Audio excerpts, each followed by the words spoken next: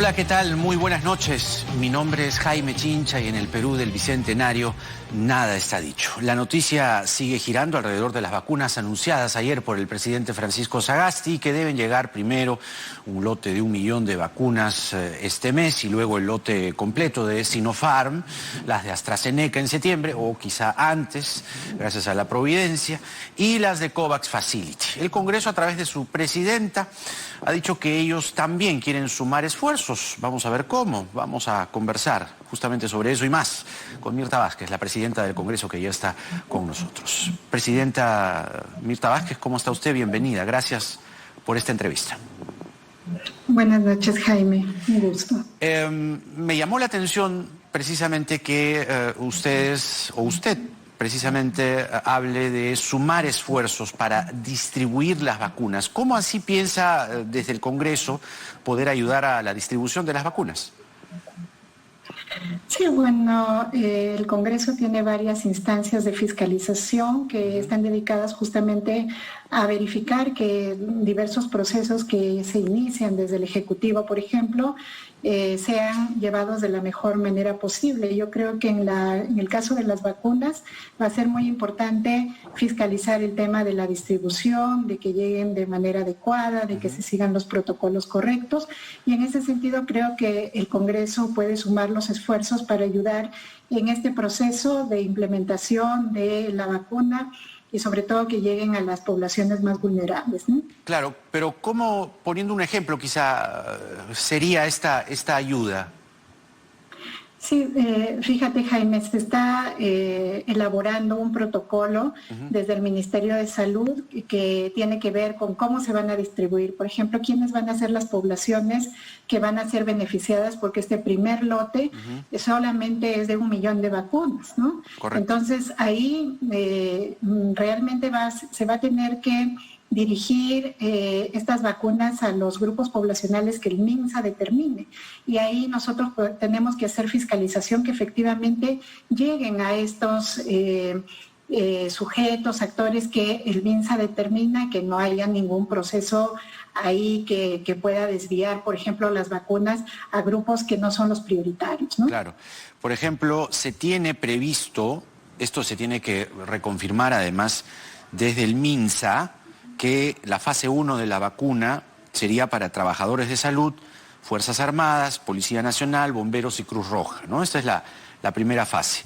La otra está relacionada, la segunda, a mayores de 60 años, a los pacientes crónicos, a las comunidades nativas, presos y personal del INPE. Y en una tercera fase, a los peruanos de 18 a 59 años. Eso es más o menos lo que se estima. Tiene evidentemente que corroborarse. ¿A usted le parece este orden, estas fases de vacunación? Sí, yo creo que en ese orden hay un criterio técnico, ¿no? ¿Por qué primero el personal de salud? Porque creo que son los más expuestos, igual que las Fuerzas Armadas, fuerzas policiales que están en un trabajo arduo por controlar también el tema de el orden social para que no se produzca más contagios. Entonces, para nosotros nos parece que este criterio técnico que ha asumido el Ministerio de Salud es el más adecuado, y por eso es que tenemos que tener en cuenta y mucho cuidado y fiscalizar de que realmente lleguen a ellos, porque en todos estos procesos siempre pueden interferir temas de corrupción y ahí hay que estar muy atentos, ¿no? Esa sería una labor desde el Congreso, ¿no? Poder acompañar y que evidentemente no hayan trabas de fiscalización. Oiga, quería aprovechar su presencia para comentar que varios candidatos, incluso hay congresistas que participan en la campaña presidencial y congresal de las elecciones del domingo 11 de abril, que están incumpliendo los protocolos de la pandemia, y cuando se les pregunta por qué lo hacen, responden que, bueno, ¿cómo le van a negar un abrazo a una señora si se les acerca? Cosas por el estilo. ¿Cuál es la educación que haría usted como presidenta del Congreso para que esto no se salga de control? Creo que es bien importante, en principio, nosotros ahora, por ejemplo, tenemos varios congresistas que están candidateando justo el día de hoy. Hemos pedido que nos den un informe de cuántos de ellos ya pidieron la licencia, desde cuándo se están están contabilizando esa licencia. Hay algunos que han pedido incluso desde el 1 de enero, otros lo están pidiendo conforme lo establece la ley un mes antes de las elecciones, es decir, a partir del 10, 11 de marzo. Pero eso nos da pie, en principio, a invocar a los candidatos y que son parte del Congreso de que cumplan con las reglas electorales, que con el tema sobre todo de evitar, digamos, que sus labores congresales se vean de alguna manera, se utiliza la labor congresal para hacer proselitismo, pero también nosotros estamos elaborando un documento donde invoquemos a que se cumplan las medidas de seguridad sanitaria, que creo que es parte de la responsabilidad, no solamente como ciudadanos, sino que como congresistas aún más le corresponderá que den el ejemplo en la sociedad de que se debe guardar estas medidas aún en campaña, ¿no? Hay que demostrar responsabilidad también en estas circunstancias. Pero justamente usted me señalaba que hay algunos que ya han pedido licencia, otros están tramitándola. Dos nombres se me vienen a la cabeza que son congresistas y están en campaña, el señor Urresti, por ejemplo, y la señora Omonte. ¿Ellos ya pidieron licencia? Bueno, del señor Urresti tenemos un documento, pero falta aún formalizar, digamos, hay algunos datos que no están muy precisos. Todavía Carmen Omonte no la he visto dentro de la lista específica, pero ellos todavía tienen tiempo, digamos, conforme a ley. Solo es necesario 30 días antes de las elecciones que ellos puedan pedir la licencia, ¿no? Lamentablemente la ley se modificó porque antes eran 60 días antes que ellos estaban obligados a pedir la licencia. Ahora se modificó, solo son 30 días antes. Y claro, nosotros no podemos exigirles que antes de este plazo legal puedan ejercer o puedan pedir esta licencia. O sea, pueden, digamos, ejercer su labor parlamentaria y a la vez estar en campaña hasta el 11 de marzo. Sí, ahí nosotros hemos estado pidiendo algunos antecedentes. Hay un pronunciamiento de la Comisión de Constitución de hace varios años que establece que los congresistas pueden hacer labor proselitista, pero prohíben que la misma sea ejercida cuando ellos están realizando labor parlamentaria, como por ejemplo cuando les toca sesionar en comisiones, en pleno, ahí ellos no pueden faltar ni pueden hacer labor proselitista. Claro. Entonces vamos a cuidar escrupulosamente esos temas, pero digamos hay que someternos a lo que establece la ley. ¿Cómo van las cosas por casa, digo, por el Congreso? Porque durante el día de hoy varios congresistas se han quejado de que usted, o la mesa directiva, para ser más exactos, está dilatando el reinicio de las sesiones y que cómo van a descansar tantos días en enero si la gente de a pie se está rompiendo el lomo tratando de salir adelante, digo, en medio de la pandemia. ¿Cuándo comienza a sesionar la Comisión Permanente, el Consejo Directivo y la Junta de Portavoces? Sí, primero, Jaime, que nos sorprendió en la mañana un poco esta pequeña campaña que iniciaron algunos congresistas diciendo de que nosotros estábamos de vacaciones, cuando a todos les consta en principio que esta mesa directiva hemos terminado de trabajar con plenos, además seguidos, como toda la población ha visto, hasta el 30 de diciembre. Después, justo para las fechas que han sido fiestas, nosotros hemos seguido trabajando por el tema del conflicto agrario, hemos seguido coordinando con el Ejecutivo y desde el 4 de enero, desde el lunes 4 de enero, nosotros estamos trabajando de manera presencial. Incluso el 4 de enero hemos estado en las ceremonias oficiales de inicio del año judicial y a partir de ese día hemos empezado a sesionar la mesa directiva, algunos días de manera presencial y otros días de manera virtual, ¿no? Y por esta primera semana hemos comunicado incluso a los congresistas que estamos abocados a temas administrativos. ¿Por qué, Jaime? Nosotros somos una mesa directiva que recibió el cargo de manera atípica. Nadie nos ha entregado, nadie nos ha hecho una entrega de cargo. El asunto administrativo está absolutamente desordenado y eso se ha expresado incluso en temas muy, o sea, perdóneme, digamos, el señor Merino, ¿no? O el señor Valdés, digamos que entre ellos, ¿no? Se sortearon la presidencia del Legislativo, ¿no han hecho entrega de cargo? No hubo lamentablemente una transferencia de cargo, no hubo. porque fue la cosa, yo creo, bastante, se dio la situación en un momento bastante abrupto, de conflicto. Entonces, cuando nosotros entramos, realmente el presidente de entonces, el congresista Merino, incluso pidió licencia varios días y él era el responsable de hacernos una entrega de cargo, pero estaba de licencia y no se pudo hacer la misma, ¿no? Entonces nosotros hemos recibido un parlamento que administrativamente no hemos podido sino enterarnos y ordenar y organizarnos.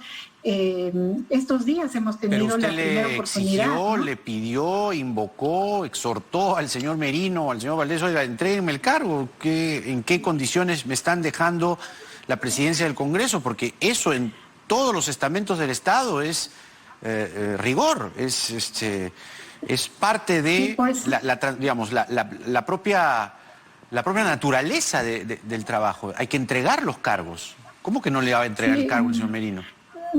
Lamentablemente no se produjo, Jaime. El señor Merino estuvo de licencia varios días y nosotros teníamos que seguir, y sobre la marcha venía la aprobación del presupuesto y luego varios plenos, y no hemos parado hasta fin de año. Así que la primera oportunidad que estamos teniendo para organizarnos administrativamente es esta semana. Nosotros incluso lo hemos hablado con varios congresistas que han ido a vernos. Además hay un tema de que estamos iniciando año, hay incluso el asunto de renovación de contratos, etcétera. Todo esto tenemos que poner en orden. Ha habido incidentes como estos de seguridad que nos alertaron sobre una necesidad de reorganización completa en temas de seguridad del Parlamento. Estamos abocados a todo eso y aún así hemos hecho ya un cronograma que nosotros hemos transmitido a los portavoces, porque desde la otra semana empezamos a sesionar. Vamos a llamar a comisión permanente, vamos a llamar a junta de portavoces, vamos a llamar al consejo directivo. Todo está cronogramado, Jaime, pero yo sí pediría responsabilidad, porque nuestros colegas mismos nos están viendo que estamos trabajando en estos temas de carácter administrativo, y creo que es una responsabilidad también que nos toca asumir, ¿no? Ahora, entonces, para definir el tema de los reinicios y de la labor parlamentaria en estricto, como le decía hace un momento, varios congresistas en la jornada de hoy le han pedido que, oiga, ¿por qué nos demoramos tanto? ¿No? Más allá de los protocolos, de haber participado en la ceremonia de asunción de cargo de la presidenta del Poder Judicial, digamos que eso es un poco protocolo, pero labor parlamentaria en estricto, ¿cuándo comienzan? La próxima semana, y lo hemos comunicado así desde el día lunes. Vamos a empezar, y esta semana, como repito, es poner un poco en orden, y hay una urgencia que nos están repitiendo los congresistas, que ellos quieren sesionar en comisión permanente porque les parece importante la citación de los ministros. Y nosotros realmente no nos negamos a eso, pero tenemos que actuar también conforme al reglamento, ¿no? El reglamento y la propia Constitución establece que los ministros le responden al Pleno del Congreso. Entonces, primero hay que discutir en Junta de Portavoces si, estando en receso, le corresponde a la Comisión Permanente hacer esta citación y en qué condiciones, y eso se tiene que decidir en la Junta de Portavoces. No lo podemos decidir nosotros, por más mesa directiva que seamos, porque claro, ahí hay un tema reglamentario que hay que respetar, ¿no? Ahora, entre las cosas que tienen pendientes, son varias, ¿no? Pero hay una en particular que tiene dos momentos, ¿no? El señor Edgar Alarcón, que tiene una denuncia en su contra, está pendiente en la Subcomisión de Acusaciones Constitucionales. Estaba prevista la sesión para mañana, y él ha pedido reprogramar esta sesión. Es una denuncia además que, digamos, la ha presentado la propia fiscal de la Nación. ¿Esto cuándo se tiene que ver, señora Mirta Vázquez? Fíjese, Jaime, el día lunes yo me reuní con el presidente de la comisión, de la Subcomisión de Acusaciones Constitucionales, el congresista Pérez Ochoa, y le pregunté cómo iban estos procesos. Él me manifestó que justamente esta semana ya tenían programada la audiencia del caso del señor Alarcón. Sin embargo, también recordemos que el señor Alarcón tiene varios procesos, varias denuncias. Sí. Hay una que ya está incluso con un informe aprobado y que ya estaría lista para la comisión permanente.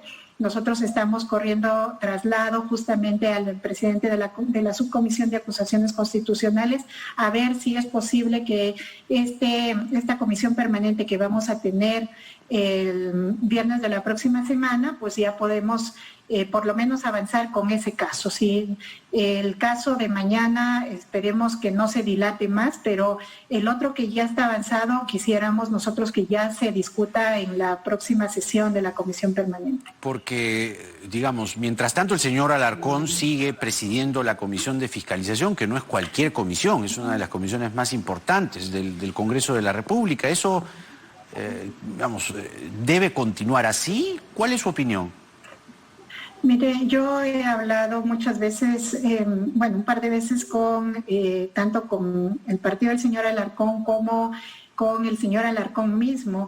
Yo le pedí al señor Alarcón, le hice ver que ellos primero tenían un compromiso partidario de que lo iban a retirar de la presidencia y le manifestaba que eso era lo más conveniente porque el Congreso no puede tener a una persona presidiendo una comisión tan importante y que sea una persona que esté cuestionada por estos temas de corrupción. Yo le hice ver que era un tema de legitimidad y que evitar, ¿no?, de que se interfieran también en investigaciones importantes. El señor Alarcón me dijo que tenía un acuerdo con su partido de quedarse solamente hasta diciembre. Me aseguró que en diciembre iba a salir. Lamentablemente lo hemos escuchado diciendo de que no va a salir porque una facción de su partido apoya porque se quede. Yo estoy insistiendo a hablar con el vocero de su partido. Espero que el congresista Vega podamos entablar una conversación, a ver cuáles son las razones por qué el partido, cuál es la fracción que quiere conservar al señor Alarcón. Ojalá que podamos persuadirlos porque realmente más allá de lo legal está la legitimidad. Jaime, yo siento que la población no tiene confianza, que ninguno de los actores tiene confianza. Por más buen trabajo que haga el congresista Alarcón, la gente no siente confianza porque él mismo está cuestionado por estos temas de corrupción y pues no puede estar a la cabeza de estas investigaciones delicadas, ¿no? No, claro, es un sinsentido que un congresista que tiene tamañas acusaciones por, evidentemente, develar, pero la fiscal de la Nación, nada menos, está pidiendo que se tramite esta denuncia contra él, pero él siga presidiendo la comisión de fiscalización. Es un absurdo. Además no tiene, es decir, hay una situación bastante contradictoria porque él por un lado está avanzando investigaciones de corrupción contra determinados actores y por otro lado tiene denuncias contra él que ya están llegando casi a la comisión permanente, o sea, está a la vez de acusador y de acusado, digamos, ¿no? Entonces, esto no le hace sentido a nadie en la población y nosotros entendemos eso, por eso volvemos a invocar a su propio partido político. Creo que estas cosas no son buenas ni para él como congresista, tampoco nos hace bien al Congreso, creo que nos resta mucha confianza de parte de la población, ¿no? Pero en ese discurso que usted plantea, válido, de la legitimidad, ¿cómo queda el pedido del propio señor Alarcón para citar a la premier Violeta Bermúdez y citar al ministro Elice a la comisión permanente? Sí, efectivamente, él es uno de los que más insiste en que ya sesionemos para llamar a los ministros y realmente ese es un problema para nosotros. Creemos que nosotros estamos convencidos, creo a todos en el Parlamento, después de los hechos sucedidos, que los representantes del Ejecutivo tienen que venir a explicar. Creo que ahí hay un acuerdo entre todos, pero también es un poco, para la población no le suena legítimo que quien está siendo investigado también exija que se abran investigaciones sobre actores como los ejecutivos que están, como los del Ejecutivo que ahora están a la cabeza, ¿no? O sea, es un tema de legitimidad, vuelvo a repetir, pues así no hay ninguna confianza, no podemos recobrar la confianza en el Parlamento, ¿no? Le decía que hay varios pendientes y uno de ellos, coincidirá conmigo, es el de la eliminación de la inmunidad parlamentaria, al que le faltaba justamente la segunda votación en esta legislatura. ¿Tendrá prioridad? Y si es así, ¿cuándo? Un rango, una ventana de fechas, ¿no? ¿Va a colocarse esto en la agenda? ¿O cuándo debe colocarse? Primero, Jaime, que yo creo que como presidenta del Congreso hago un compromiso firme de insistir en que este sea uno de los temas priorizados en los primeros plenos que tenga en esta legislatura el Congreso. Creo que es importante comprometerme como presidenta de este poder del Estado, porque creo que el legislativo se ha comprometido con la población a sacar este tema adelante para devolverle también a la población esa confianza en mejorar la calidad parlamentaria, que no haya más gente entrando al Parlamento con motivo de eso, escudarse de la justicia, ¿no? Y por eso es que hay un compromiso firme desde la presidencia, pero creo yo también, yo me animo a decir de que la mayoría de partidos políticos se ha comprometido a lo mismo, por eso tengo confianza en que probablemente incluso el primer pleno que tengamos, es posible que agendemos la segunda votación y dejemos cerrado este tema ya. De acuerdo, entonces tendría que, digamos, tener la prioridad extrema, Así es. Proyecto la eliminación, quiero decir, de la inmunidad parlamentaria. Y la ley agraria, dígame, ¿en qué va a quedar finalmente? Los empresarios agroindustriales han levantado su voz de protesta, dicen que esta no es una ley que facilite o que permita al sector dinamizar su cuestión productiva, o sea, que es una ley más bien que los limita, que los ata de manos. Sí, respecto a la ley agraria hay un descontento, digamos, de parte de las dos partes, tanto trabajadores que sienten que no se han reconocido los derechos que les correspondería como a cualquier trabajador en el país, y nosotros estamos claros que es así. Realmente un trabajador de este sector no, hasta este momento, incluso con esta ley, no ha recuperado todos los derechos que le correspondería a otros trabajadores en el país. Y del sector empresarial hay una preocupación porque creen que esto les va a generar un impacto importante sobre su actividad. Ahí yo creo que hay que llamar a las partes a, en principio, darle oportunidad a esta ley, reglamentarla, digamos, con acuerdo de todos. Ahí desde el Parlamento hay varios congresistas comprometidos con el tema de la reglamentación. Creo que hay que convencer a las partes que estos son procesos que no se van a poder revertir de la noche a la mañana, que hay que empezar dando pasos, seguro no serán en grandes pasos, pero hay que caminar dando pasos firmes. Y esta ley que se aprobó en el Congreso creo que expresa eso, un primer paso firme para empezar a revertir las situaciones, para empezar a generar grandes cambios. Claro, creo pero, que está bien, esta pero situación va a ser ¿qué pasa si ellos no proceso, quieren la ley? ¿No? Ahí hay una contradicción. Sí, un miren, yo apostaría porque entremos al diálogo y justamente veamos que en esta ley hay una oportunidad, ¿no? ¿Por qué? Porque lo otro sería simplemente otra vez dejar de lado esta norma. ¿Y qué norma vamos a sacar en estos momentos cuando esta es la única que tiene de alguna manera aspectos mínimos para ambas partes, ambos sectores, ¿no? Entonces yo apostaría porque volvamos al diálogo, porque miremos cómo podemos ir dando pasos, comprometernos a que todos los cambios también vengan de manera progresiva, ¿no? Eso tenemos que estar claros. Ahora, finalmente, vamos a conversar en un momento con la exministra de Justicia, Ana Neira, sobre el caso de la psicóloga Ana Estrada. Es un caso estremecedor. Hoy se ha realizado una audiencia y allí los procuradores del Ministerio de Salud, del Ministerio de Justicia y de Salud instituciones además demandadas por la Defensoría, lo que piden es que se declare infundado el recurso de amparo que ha pedido Ana Estrada, porque el tema, dice, debería ser debatido en el Congreso y no a través de un proceso constitucional.